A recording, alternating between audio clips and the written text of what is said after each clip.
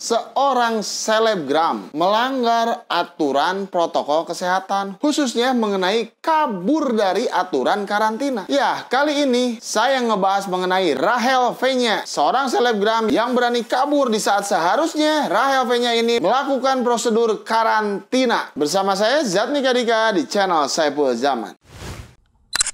Bismillahirrahmanirrahim. Assalamualaikum warahmatullahi wabarakatuh. Sahabat semua, ini ada seorang selebgram yang juga mencoba untuk menerobos aturan, melanggar hukum. Padahal kan seharusnya kita tahu kalau Indonesia ini adalah negara hukum, di mana hukumnya juga seharusnya setiap orang itu berada sama di mata hukum. Dan di saat saya mendapatkan sebuah informasi di mana di sini ada seorang artis, seorang selebgram baru pulang dari luar negeri, dan dia aturannya harus mengikuti karantina dulu, dan ini malah kabur. Bahkan katanya sempat untuk berusaha kabur saat masih di bandara. Sontak saja berita ini juga menuai sorotan, salah satunya dari anggota Komisi 9 yang meminta Rachel V-nya disangsi tegas usai kabur dari karantina. Iya jelas, yang seperti ini juga harus ditindak tegas agar menunjukkan bahwa hukum di Indonesia itu benar-benar berjalan. Jadi biar kita ngebahas beritanya itu nggak setengah-setengah. Kronologisnya gini, jadi berita mengenai kaburnya Rachel V-nya ini dari masa karantina itu berawal dari cuitan seorang netizen. Akunnya itu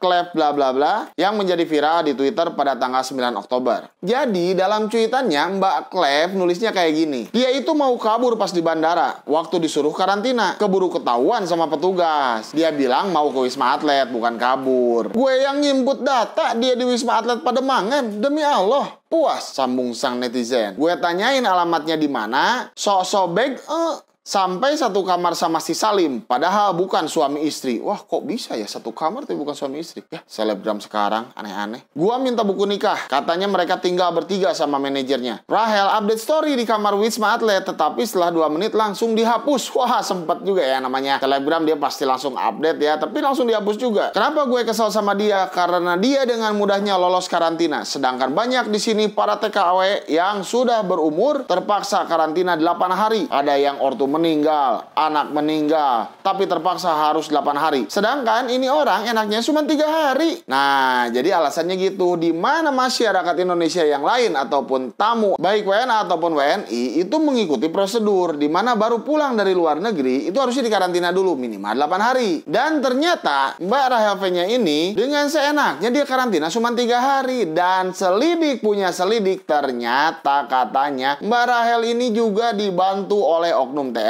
yang berinisial FS, sesuai dengan yang diucapkan langsung oleh Kapendam Jaya, Kolonel Herwin BS. Ya, di artikel yang lain juga memang di sini Kapendam Jaya juga menyatakan harus bertindak tegas, harus diusut. Betul, yang seperti ini harus diusut. Di mana biar sebuah hukum itu bisa diterapkan kepada seluruh masyarakat, siapapun itu, baik dia selebgram, rakyat jelata, pejabat, siapapun itu, kalau yang salah itu harus dilakukan proses hukum. Walaupun sempat juga ada yang bersalah, tapi prosesnya masih berjalan di tempat. Siapakah dia? Permadi Arya tentunya. Akankah Mbak Rachel V-nya atau Rachel V-nya ini, atau siapalah cara manggilnya, mohon maaf kalau saya salah, mengikuti jejaknya Permadi Arya yang proses hukumnya juga sampai sekarang masih belum jelas? Dan apakah aparat kepolisian Republik Indonesia ini sanggup menangkap seorang selebgram Rachel V-nya, ataukah Rachel V-nya ini juga sesulit menangkap Harun Masiku yang entah kemana? Ya, kita nggak tahu, tapi semoga hukum bisa ditegakkan setegak-tegaknya dan seadil-adilnya. Ciao. Sahabat semua, perjuangan dakwah melalui kanal YouTube ini bukanlah perkara yang mudah. Penuh jalan yang terjal dan berliku. Apalagi kita semua tahu, dakwah nahi mungkar ini yang justru dihindari sebagian orang di kalangan kita. Ya, karena jelas kami berbenturan dengan penguasa di negeri ini.